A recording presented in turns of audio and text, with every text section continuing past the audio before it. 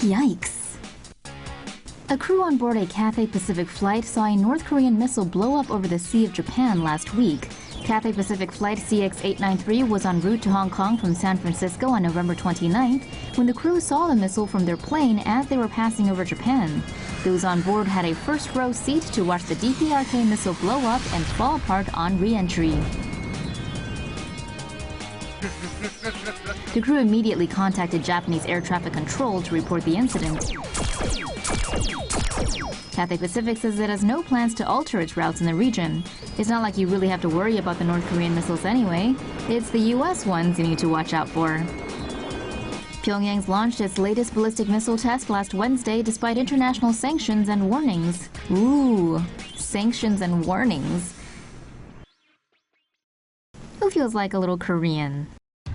North Korean defector's stomach full of nasty parasites. The contents of a recent North Korean defector's stomach paint a hopeless picture of what life is really like inside the Hermit Kingdom. The North Korean border guard was shot several times while fleeing across the demilitarized zone to South Korea last week. Medical staff treating the defector say they found numerous parasites inside his body. Several of these were removed from his digestive tract, including one 27-centimeter-long roundworm. They were likely caused by farming practices in the north where human excrement is used for fertilizer due to a lack of chemical fertilizer.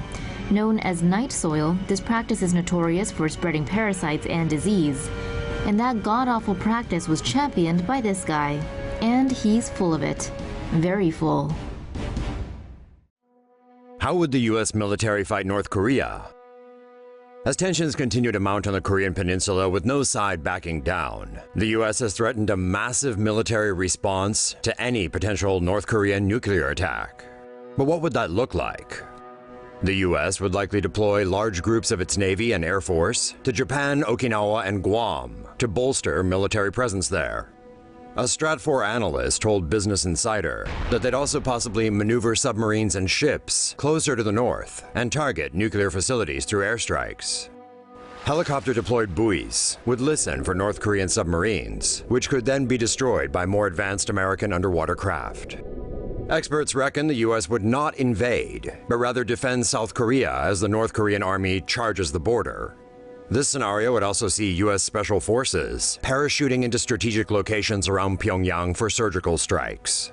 If, in the extremely unlikely scenario, North Korea strikes Guam or another U.S. territory or ally with a nuclear strike, the U.S. has the option to respond via land, sea, or air. Most agree that the resulting American retaliation would lay waste to Pyongyang and kill thousands, if not millions. Or, you know, Kim Jong-un and Donald Trump could just simply step into the octagon and see what happens. North Korea developing solid fuel missiles? Maybe. If you believe North Korean news, it looks like Kim Jong-un has the country developing new solid fuel missiles. Photos released by North Korean state media appear to show new solid fuel missile designs. One of the missiles was labeled Puguksong-3, which could be the latest in its Polaris series.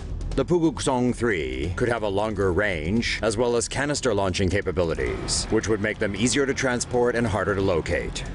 A canister-based system would mean that North Korea could also fire the missiles via submarine. Solid fuel engines would allow for reduced launch times compared to liquid fuel missiles.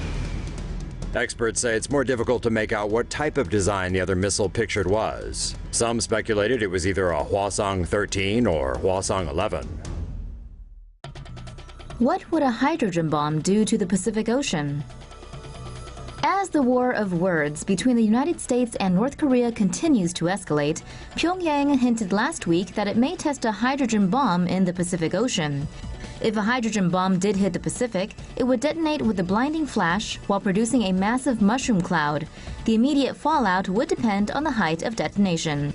The initial blast would instantly kill most fish and marine life in the blast area.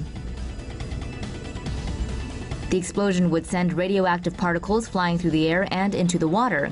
Wind also has the potential to carry the particles hundreds of miles. The smoke created at the strike zone could potentially block out sunlight, hurting organisms that utilize photosynthesis. Radiation would lead to severe health problems for surrounding aquatic life. Humans could also be affected if radioactive fallout reaches land. Particles could contaminate air, water, and soil.